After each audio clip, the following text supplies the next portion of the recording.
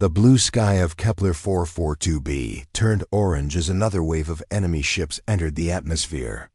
Commander Lyra Veltan pressed her scaled hand against the broken window of the communication tower and watched her world burn. The tall silver buildings of New Zephyr City crumbled under the alien attack. Her people ran through the streets, carrying their children and whatever belongings they could grab. Lyra turned back to the quantum transmitter. It was the last working long-range communication device on the planet. She had spent 3 days repairing it after the Vorth destroyed the main communication center. Her hands shook as she adjusted the controls. This was their final chance. The Vorth Collective had arrived 6 months ago. At first, they seemed interested in trade and peaceful contact. The Zephyrians welcomed them with open arms. They shared their technology, their culture, and their friendship. The Vorth learned everything about Zephyrian society. Then they attacked. It happened overnight. The Vorth ships surrounded every major city. They used the Zephyrians' own technology against them.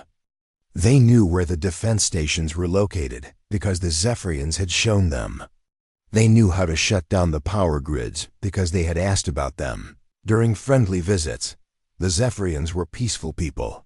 They had not fought a war in over 1,000 years. Their military existed only to help with natural disasters and rescue operations. They had no idea how to fight an enemy that wanted to destroy them. Lyra looked at the datapad in her other hand. For weeks, her science teams had been scanning space for any sign of help. They found radio signals coming from a small blue planet in a distant star system. The signals were strange and chaotic. Music, voices, stories, and numbers filled the airwaves. The planet was called Earth. Her linguists worked day and night to understand the languages. The humans used many different ways of speaking, but they all seemed to share similar ideas. The Zephyrians learned about human history through their broadcasts. They learned about their wars, their struggles, and their victories. What impressed Lyra most was how humans never gave up. Even when facing impossible odds, they kept fighting. They had wars that lasted years. They rebuilt their cities after they were destroyed. They created weapons that could level mountains and then created shields to protect against those weapons. The humans were not as advanced as the Zephyrians. Their technology was primitive compared to what the Zephyrians had achieved. But humans had something the Zephyrians lacked. They knew how to fight. Lyra activated the transmitter and began to speak in the human language called English. Her team had determined it was the most widely used language on Earth. People of Earth, my name is Commander Lyra Veltan of the Zephyrian Republic. We are calling to you from the planet you might know as Kepler 442b.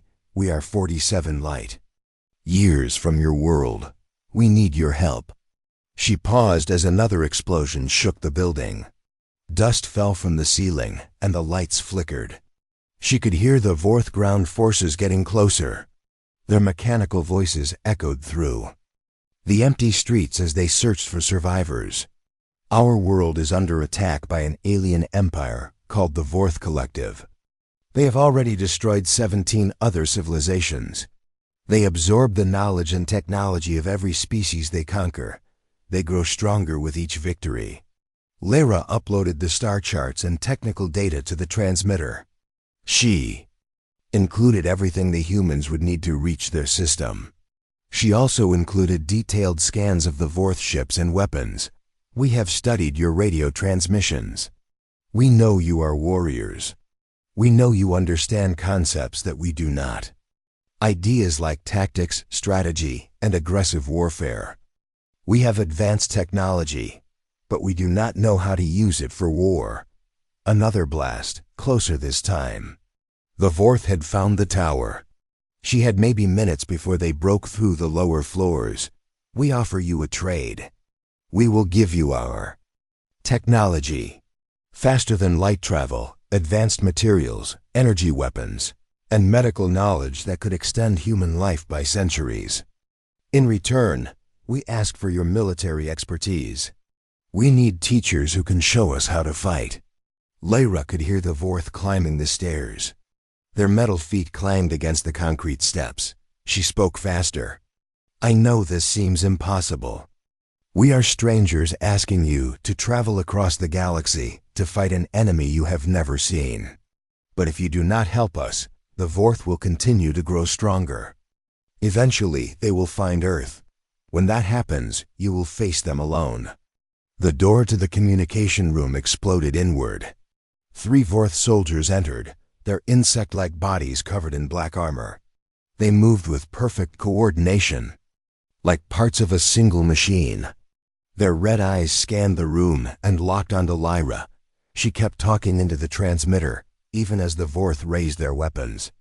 The data I am sending includes our location and the current positions of the Vorth. Fleet, we have maybe weeks before our resistance completely collapses. If you can hear this message, please respond.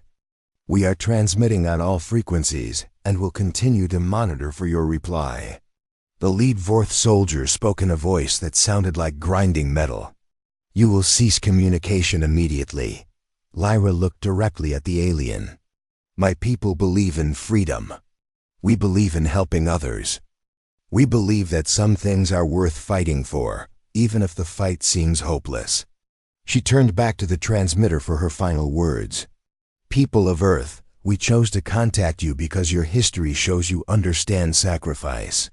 You fight for your families, your freedom, and your future. We ask you to fight for ours as well. We are not warriors, but we are willing to learn. We hope you are willing to teach. The Vorth fired their weapons. The communication equipment exploded in sparks and smoke. Lyra fell to the floor, injured but alive. The aliens had not killed her. They never killed everyone. They needed some survivors to absorb knowledge from, but the message was already traveling through space at quantum speeds. In less than an hour, it would reach Earth. On the other side of the galaxy, Dr. Amanda Price sat in her office at the SETI Institute in California. She was drinking her 4th cup of coffee and reviewing radio telescope data when her computer started beeping. The quantum detector, an experimental device designed to catch faster-than-light communications, was picking up a signal. Amanda put down her coffee and leaned forward. The signal was incredibly complex and clearly artificial.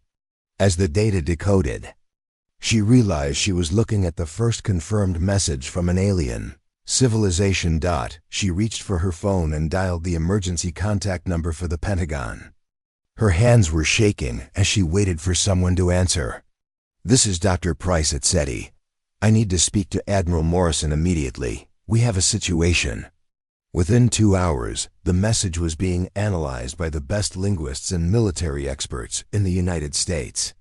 The President was woken up and brought to the White House Situation Room. The Joint Chiefs of Staff canceled all their other meetings. General Patricia Hayes looked at the translated message on her tablet. They are offering us technology that could advance human civilization by centuries. All they want in return is for us to help them fight a war. President Lisa Carter studied the tactical data the Zephyrians had provided.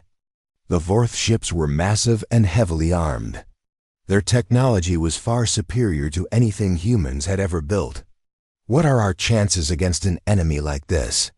She asked. Admiral Jake Morrison pulled up the comparison charts. In a traditional battle, we would lose badly. Our weapons cannot penetrate their shields. Our ships are slower and smaller. But there might be another way. He switched to a different display showing human military history. The Zephyrians said they studied our broadcasts. They know we are warriors. But I do not think they understand what that really means. Every species they have encountered has been more advanced than us, but less aggressive. The Vorth have learned to fight civilized wars against civilized opponents. The President looked around the room at her advisors. Are you suggesting we show them an uncivilized war? Morrison nodded. The message says they need teachers. I think it is time to give the galaxy a lesson in human warfare. 6 weeks after receiving the alien message, the United Nations ship Defiance dropped out of faster-than-light travel at the edge of the Zephyrian system. Captain Sam Rodriguez stood on the bridge and watched the blue-green planet appear on the main screen. The world looked beautiful from space, but he could see the dark spots where cities had been destroyed.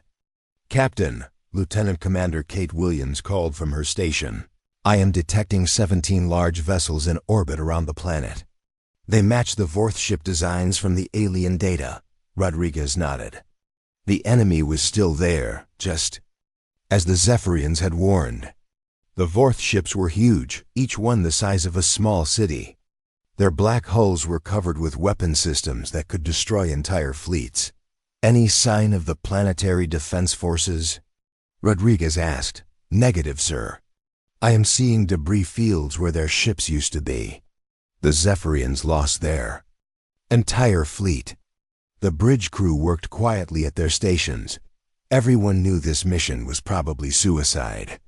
Earth had only been building faster-than-light ships for 6 weeks. The Defiance was hastily converted from an old aircraft carrier, with human weapons bolted onto an alien drive system. "Captain," the communication officer announced, "we are receiving a transmission from the planet's surface." The main screen flickered, and Commander Lyra Veltan appeared. She looked older than in the first message, with visible injuries and exhaustion in her eyes. Behind her, Rodriguez could see the ruins of what had once been a great city. "Earth vessel, is that really you?" Lyra asked, her voice filled with disbelief. "We detected your faster-than-light signature, but we thought we were seeing things." "This is Captain Rodriguez of the UNS Defiance. We received your message, Commander. We came as fast as we could." Lyra's face showed relief, but also worry. "Captain, you must understand the situation. The Vorth have been monitoring all our communications since they arrived. They know you are here. Please, you must retreat and bring your full fleet. One ship cannot fight their entire armada." Rodriguez looked at his tactical officer, Major Tony Clark. Clark was a Marine who had volunteered for the mission despite having no space combat experience. Like everyone else on the ship, he was learning as they went. "How many Vorth ships are we looking at, Major?" Rodriguez asked. 17 capital ships, sir. Each one is 5 times larger than us, plus about 40 smaller escort vessels. If we fight them directly, we will be destroyed in minutes." Rodriguez turned back to the communication screen. "Commander Veltan, with respect, you asked for military advisors. You asked us to teach you how to fight. The first lesson is this: never fight fair if you can avoid it." He nodded to Williams. "Send the signal." Suddenly, the space around the Defiance began to shimmer. One by one, other human ships appeared as their cloaking devices shut down. Destroyers, cruisers, converted cargo ships with missile pods welded to their hulls. And finally, the massive En's Liberty, Earth's first real space battleship. Lyra stared at the tactical display as more and more ships appeared. "How many vessels do you have?" 47 combat ships, plus support vessels, Rodriguez replied. "Every nation on Earth contributed something. We built this fleet in 6 weeks using your technical data." The ships looked nothing like traditional spacecraft. They were angular and ugly, covered with armor plating and weapon systems. Many showed signs of hasty construction, with welding marks and mismatched hull sections. But they moved with deadly purpose as they formed up around the Defiance. Admiral Jake Morrison's voice came over the communication system from the Liberty. "All ships, this is Admiral Morrison. We are now in hostile territory. Rules of engagement are weapons-free. Show these aliens what humans do to bullies." The Vorth response was immediate. Their massive ships turned toward the human fleet and opened fire. Particle beams that could slice through Zephyrian shields like paper lanced across space toward the Earth vessels. The beams struck the human ships and scattered harmlessly off their hulls. "What just happened?" Lyra asked, confusion clear in her Voice. Rodriguez smiled grimly. The Vorth have been fighting advanced civilizations for centuries. They learned to build weapons that defeat advanced defenses. But humans are not advanced. We still use primitive armor concepts. Major Clark pulled up the tactical display for Lyra to see. Our ships are covered with layers of different materials: steel, ceramic, depleted uranium, and composites. The Vorth weapons are designed to penetrate energy shields and exotic materials. They were not built to deal with simple, dense armor. The Vorth seemed confused by their weapons' failure. Their ships moved in perfect formation, following predictable patterns as they tried different weapon types.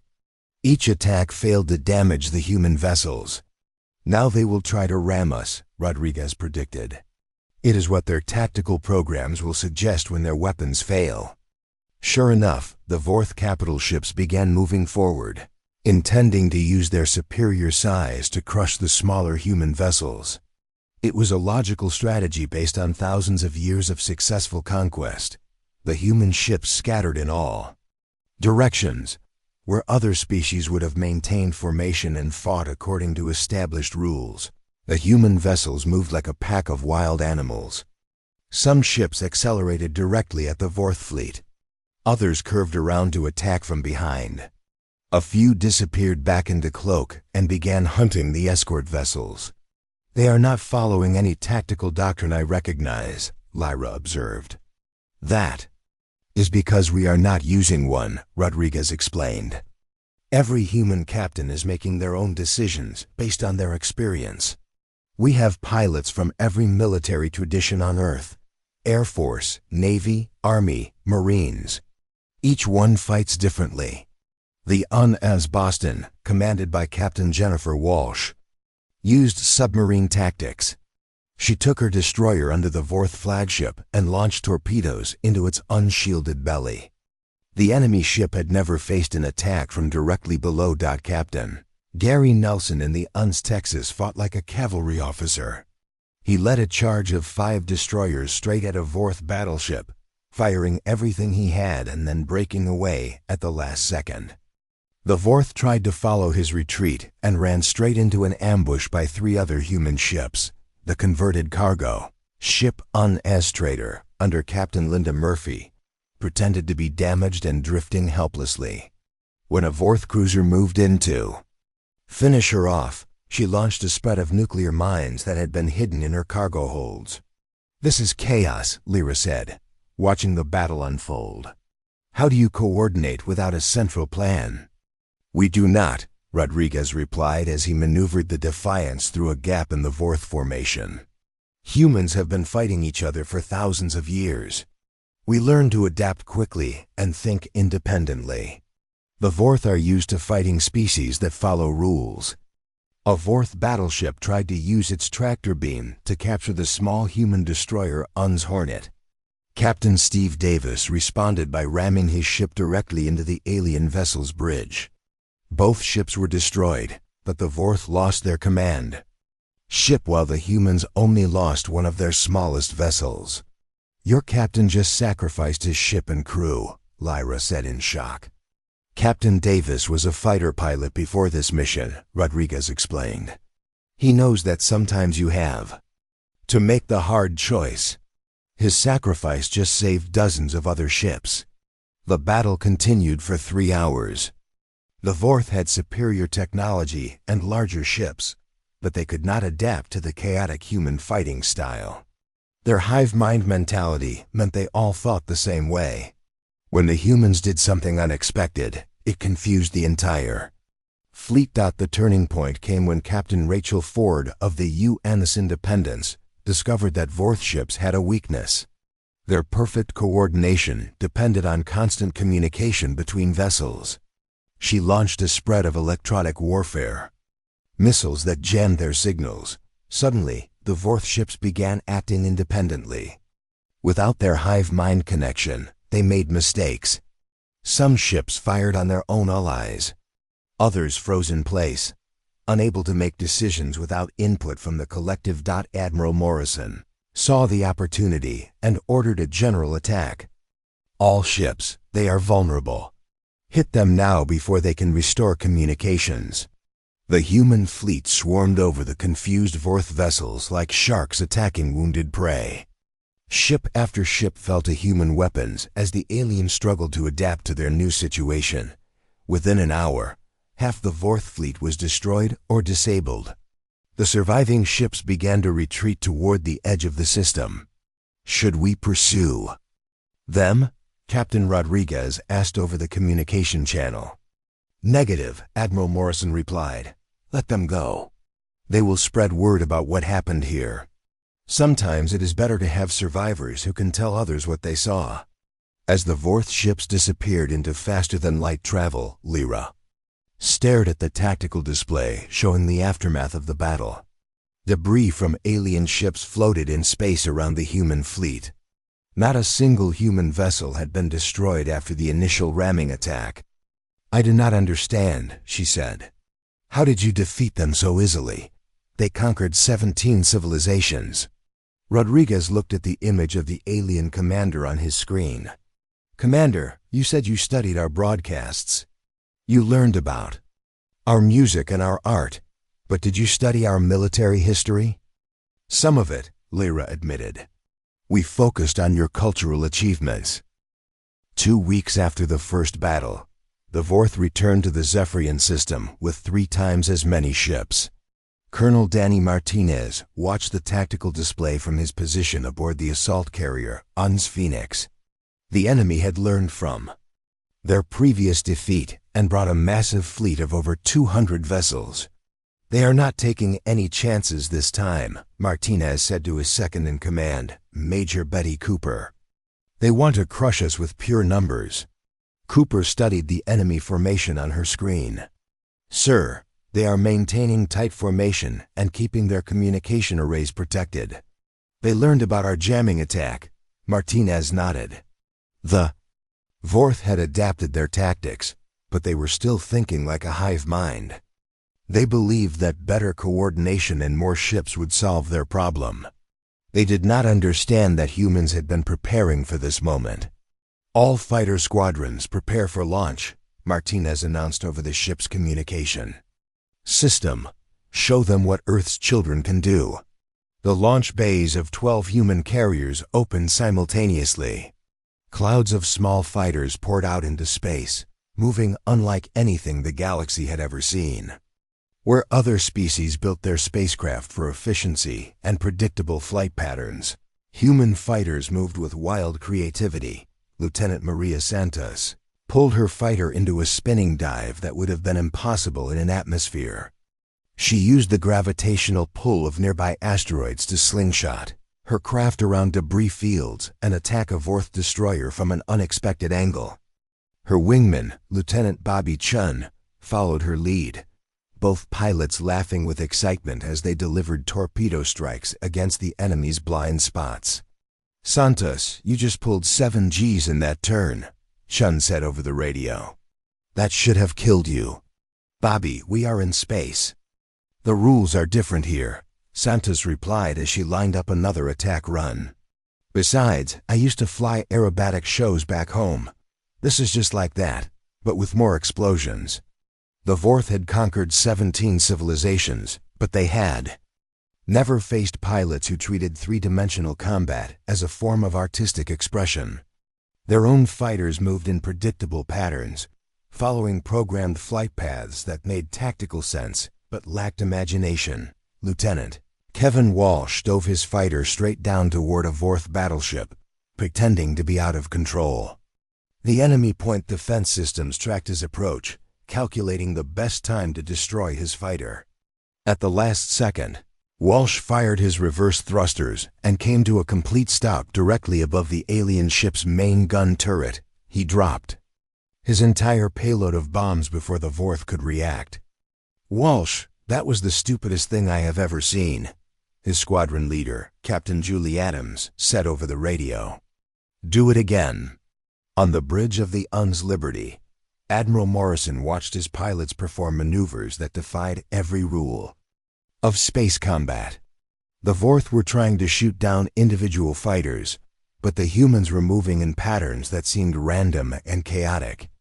"Admiral," reported Captain Susan Blake from the destroyer Uns Intrepid, "we have finished analyzing the Vorth communication protocols. They are definitely a true hive mind.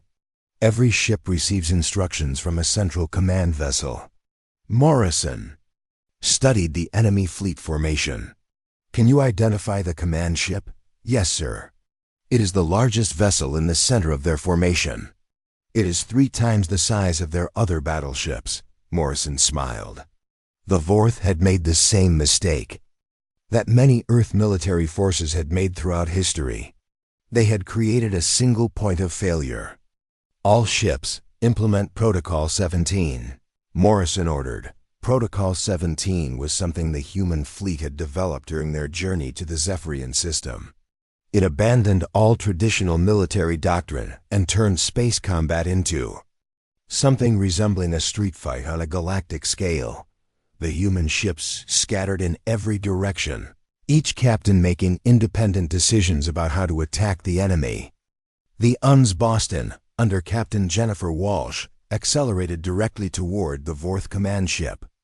The aliens concentrated their fire on her vessel, thinking they could destroy the threat with overwhelming firepower. Walsh's ship took heavy damage, but she kept flying straight at the enemy formation. At the last second, she ejected her entire crew in escape pods and rammed her destroyer directly into the command ship's bridge. The effect was immediate. Without central coordination, the Vorth fleet began to fall apart. Some ships continued their attack patterns, but others froze in place, waiting for orders that would never come. Captain Gary Nelson in the Uns Texas saw the opportunity and led a group of destroyers in a charge against the confused enemy vessels. They moved like cavalry, hitting hard and fast before withdrawing to regroup. "This is like fighting the British in 1776, Nelson said over the radio. "They want to fight in neat formations while we hit them from the woods." The comparison was more accurate than Nelson realized. The Vorth had learned to fight civilized wars against civilized opponents. They expected their enemies to follow the same rules they did. But humans had spent centuries developing asymmetric warfare tactics.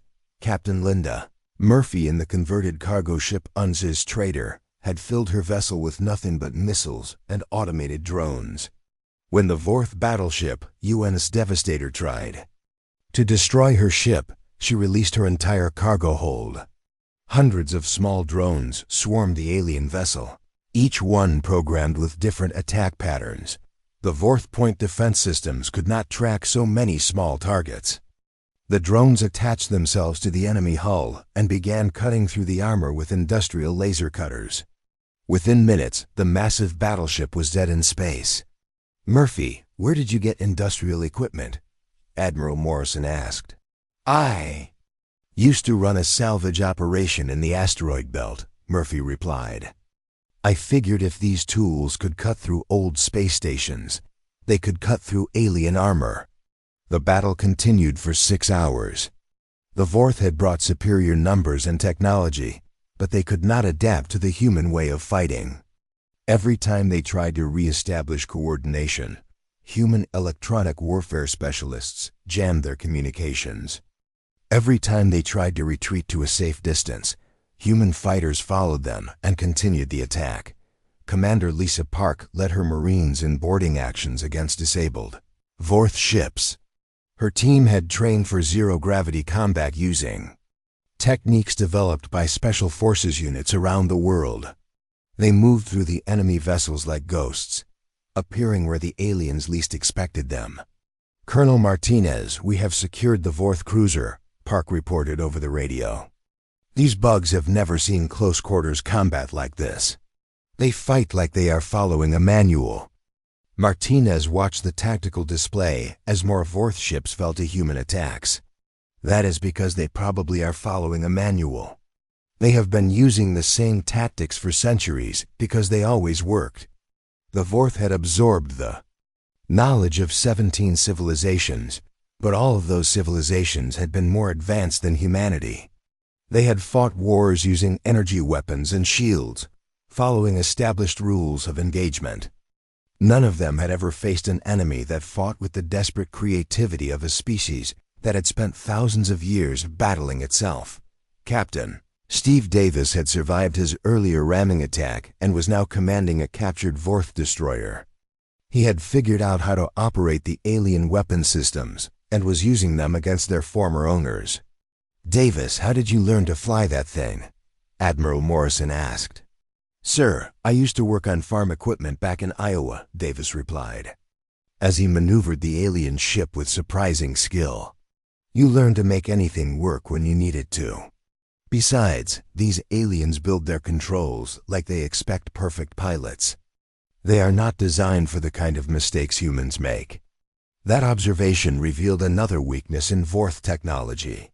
Their systems were designed for perfect coordination and flawless execution. They had no backup plans for when things went wrong. Human technology, on the other hand, was designed by engineers who expected things to break down at the worst possible moment. The UN's Independence, under Captain Rachel Ford, had lost its main engines to enemy fire. Instead of retreating, Ford used her ship's secondary thrusters to spin the vessel like a top. The rotating ship became a difficult target, while its weapons continued to fire in all directions. "Ford, you are making me sick just watching you," Captain Nelson said over the radio. "Sorry, Gary, I used to be a test pilot. We learned to fly when everything was broken," Ford replied as her spinning ship destroyed two more Vorth fighters. The turning point came when Lieutenant Santos discovered that Vorth ships had another weakness. Their hulls were designed to resist energy weapons, but they were not built to handle physical impacts at high speed. She began using her fighter as a projectile, ramming enemy vessels and ejecting at the last second. "Santos, you are completely insane," Lieutenant Chun said as he watched his wingmen destroy her third ship with a ramming attack. "Chun, my grandfather fought in World War II. He told me that sometimes you have to be willing to die to win," Santos replied as she climbed into a replacement fighter. "The difference is we have ejection seats." By the end of the battle, the Vorth fleet was in full retreat. They had lost over half their ships to an enemy that should have been destroyed in the first hour of combat. The battle for the Zephyrian system lasted 18 hours. When it was over, the Vorth Collective had learned a harsh lesson about the difference between conquest and warfare.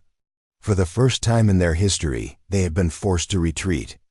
Not once, but twice from the same system. Dr. Helen Foster, the xenobiologist aboard the UNS Defiance, stood in the science bay looking at the captured Vorth specimens in their containment cells. The insectoid creatures were unlike anything humans had ever encountered. Their bodies were perfectly designed for efficiency, with no wasted energy or unnecessary features. "Admiral Morrison," she called over the ship's communication system, "I think I understand why the Vorth have been so successful until now." Morrison arrived at the science bay within minutes, followed by Captain Rodriguez and several other officers. They gathered around the containment cells, studying the alien prisoners. "What did you discover, Doctor?" Morrison asked. Foster pointed to her research displays. "The Vorth are not just a hive mind. They are a perfect hive mind. Each individual has no independent thought or creativity. They share all knowledge instantly across their entire species. When they conquer a civilization, they absorb everything that species knew about technology, culture, and warfare." She pulled up comparison charts showing the various species the Vorth had defeated. Every civilization they fought was more advanced than us technologically, but they were all essentially peaceful. They fought wars only when they had no other choice, and they followed established rules of combat. Captain Rodriguez studied the data. "So the Vorth learned to fight civilized wars against civilized opponents." "Exactly," Foster continued. "They developed tactics that work perfectly against enemies who fight fair and follow predictable patterns. But we just showed them something they have never encountered before. Morrison looked at the tactical records from the recent battle. What makes us different? Foster switched to displays showing human military history. Every other species the Vorth thought had been at peace for centuries or even millennia before the invasion. They had to relearn warfare under pressure. But humans never stopped fighting. We have been perfecting the art of war for our entire existence. She showed them records of human conflicts throughout history. We fought with sticks and stones, then swords and shields, then guns and cannons, then tanks and aircraft, then nuclear weapons and guided missiles. Each new technology led to new ways of fighting and new ways of defending. Major Tony Clark, who had been listening quietly, spoke up. "Doctor, are you saying that our constant warfare made us better at it?" "Not just better," Foster replied. "Different. Every other species develops technology first, then figures out how to use it for defense. Humans develop technology specifically for warfare, then find peaceful uses for it later." She pulled up examples from the recent battle. When Lieutenant Santos used her fighter as a projectile weapon, she was applying a tactic humans developed thousands of years ago, ramming attacks with ships, cavalry charges, suicide bombers. We have always been willing to sacrifice ourselves to defeat our enemies. Admiral Morrison nodded slowly. The Vorth have been fighting advanced civilizations for centuries, but they have never faced a primitive civilization that refuses to stay primitive. On the planet's surface, Commander Lyra Veltan stood in her rebuilt command center, watching the human ships move through space with what could only be described as predatory grace. The Zephyrians had expected military assistance when they sent their message to Earth, perhaps some advisors or a small fleet to help them organize their defenses. Instead, Earth had sent something far more dangerous. A species that approached warfare not as a last resort, but as a refined science. "Commander," her aide Sub-Commander Keth Varlin said, "the humans are requesting permission to establish a permanent base in our system. They say they want to study Vorth technology and prepare for future attacks." Lyra looked at the tactical displays showing the aftermath of the battle. Debris from Vorth ships floated in space around the human fleet. How many ships did Earth send in total? According to Admiral Morrison, this is just their rapid response force, Keth replied. He mentioned something called the real fleet that is apparently still being assembled back in their home system. Lyra felt a chill run down her spine. The humans had defeated the largest Vorth fleet ever assembled using what they considered a small, hastily built force. What would happen when their real military arrived? Sub-Commander, how much did we really learn about human history from their broadcasts? Keth pulled up the files their linguists had compiled. We focused on their cultural transmissions. Music, art, literature, entertainment programs. We thought these would give us the best understanding of their society. What about their military? Broadcasts? We mostly ignored those. They seemed too violent and aggressive. We assumed they were fictional entertainment. Lyra realized their mistake. The Zephyrians had studied human culture, but missed the most important aspect of human civilization. They were not just artists and philosophers. They were warriors who had turned fighting into an art form. "Pull up everything we have about human military history," she ordered. "I want to understand what we have invited into our system." As the data appeared on her screens, Lyra began to understand the true scope of what humans called warfare. They had fought continuously for thousands of years, developing weapons that could destroy entire cities and tactics that could defeat enemies many times their size. "Commander," Keth said quietly, "look at this section about something called World War II. The humans fought a global conflict that lasted 6 years and killed over 70 million people. They developed nuclear weapons during the war and used them to force their enemies to surrender." Lyra studied the records with growing amazement. They were fighting each other while developing faster-than-light communication and space travel? "Yes, Commander." According to these records, humans were still fighting wars on their home planet, even as they were sending robots to explore other worlds in their solar system. The implications were staggering. Every other civilization in the galaxy had achieved peace before achieving advanced technology. Humans had done the opposite. They had become a spacefaring species while still actively fighting wars among themselves. Sub-Commander, send a message to Admiral Morrison. Tell him we would like to meet with his military advisors. We want to understand how humans conduct warfare. Meanwhile, aboard the UN's Liberty, Admiral Morrison was receiving reports from across the galaxy. The news of humanity's victories was spreading faster than light travel itself. Other species were reaching out, some seeking alliance, others demanding explanations. Admiral, Captain Blake reported from her position. At the communication station, we are receiving a transmission from the Altarian Empire. They want to know if the reports about human military capabilities are accurate. Morrison looked at the message. The Altarians controlled over 40 star systems and had one of the largest fleets in the galaxy. They were also known for their aggressive expansion policies. What exactly are they asking? They want to know if we would be interested in a mutual defense treaty. They are offering to share their advanced shield technology in exchange for human tactical expertise. Morrison smiled. The galaxy was beginning to understand that humanity brought something new to interstellar relations.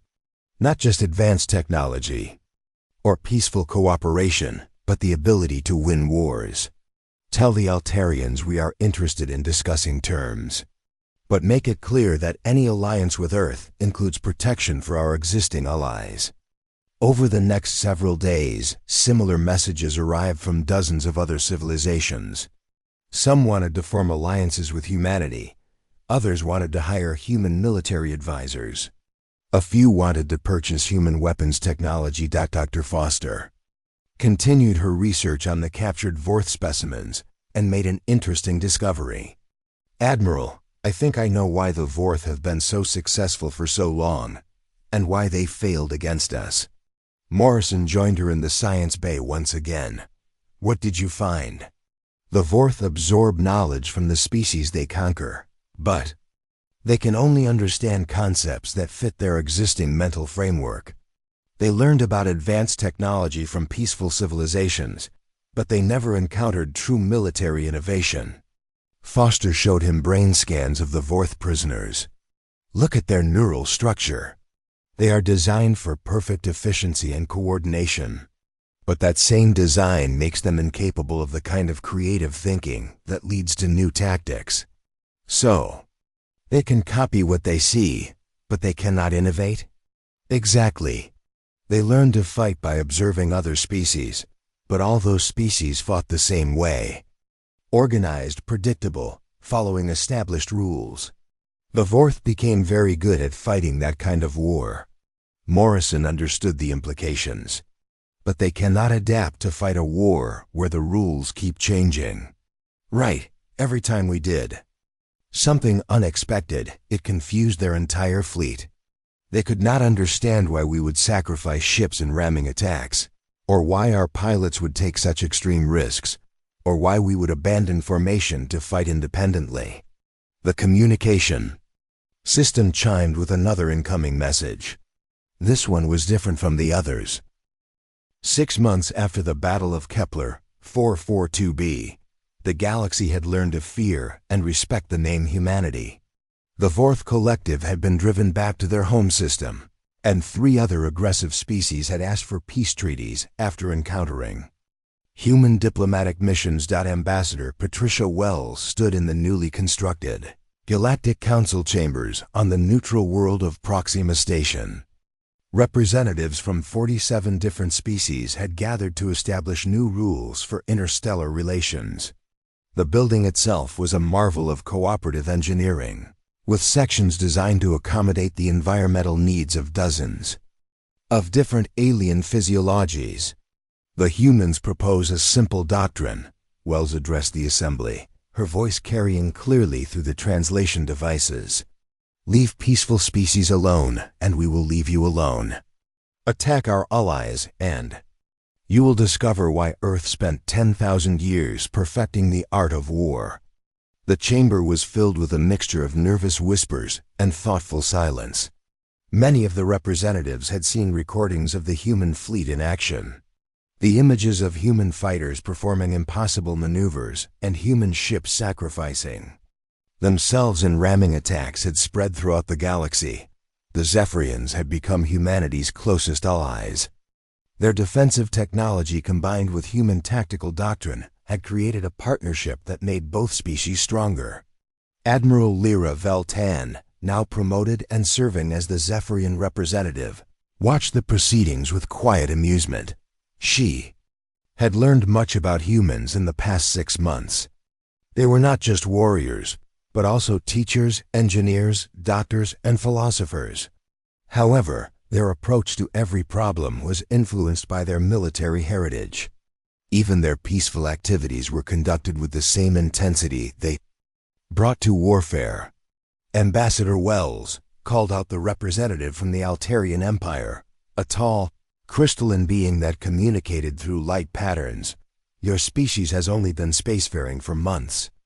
What gives you the authority to dictate terms to civilizations that are thousands of years old?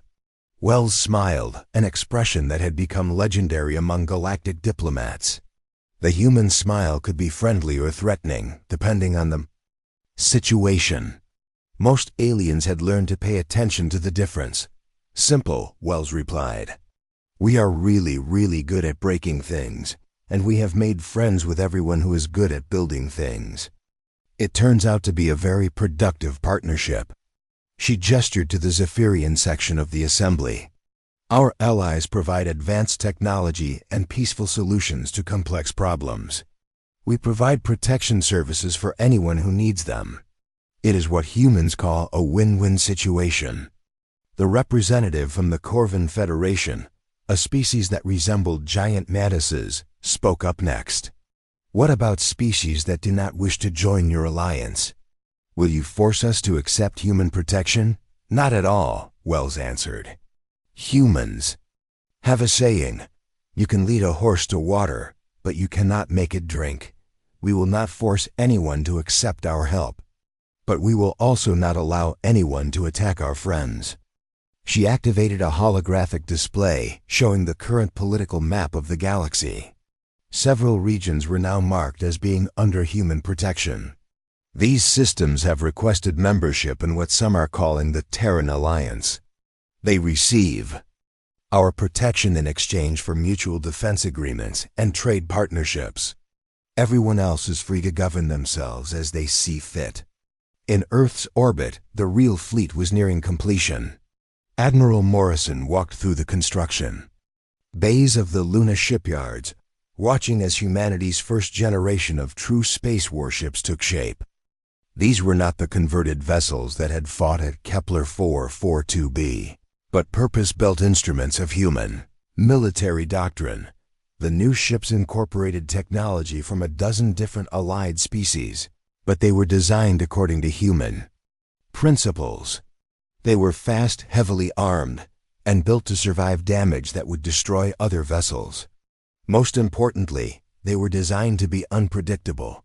Commodore Rodriguez, recently promoted after his success in the Zephyrian system, joined Morrison at the observation deck. Any word from the deep space reconnaissance missions? 3 more species have requested membership in the Alliance, Morrison replied. The Epsilon Eridani colonies, the Vegan Trade Federation, and surprisingly, the Centauri Republic. Rodriguez raised an eyebrow. The Centaurians? They were neutral in every conflict for the past 500 years. Apparently, they decided that neutrality is not as safe as it used to be. They want human protection in exchange for access to their manufacturing facilities. Morrison pointed to one of the new battleships taking shape in the construction bay. That ship there, the UN's Constitution, is being built using Centaurian industrial technology, Zephyrian defensive systems, and Altarian power cores, but it fights using human tactics. The irony was not lost on either officer. 6 months ago, humanity had been isolated on a single planet, unaware that the galaxy was full of intelligent life. Now they were at the center of the largest military alliance in galactic history. "Admiral," Rodriguez said thoughtfully, "do you ever wonder if we are doing the right thing? We came out here to help the Zephyrians, but we have ended up changing the entire galaxy." Morrison considered the question. "Commodore, what do you think would have happened if we had not responded to their message? The Vorth would have conquered them, absorbed their technology, and eventually found Earth." "Exactly. Sometimes doing the right thing means accepting responsibility for the consequences. The galaxy needed someone willing to stand up to bullies. It just happened to be us." A communication alert interrupted their conversation. The message was from the Vorth Collective, addressed directly to Admiral Morrison. "Admiral Morrison," the electronic voice said, "this is Vorth Central Command. We have completed our analysis of human military doctrine. We wish to make a proposal." Morrison activated the response channel. "I am listening. We request employment as military contractors for the Terran Alliance. We offer our knowledge of galactic civilizations and our military production capabilities in exchange for human tactical training." Rodriguez stared at the communication panel in disbelief. "They want to hire us as military advisors?" Morrison was equally surprised.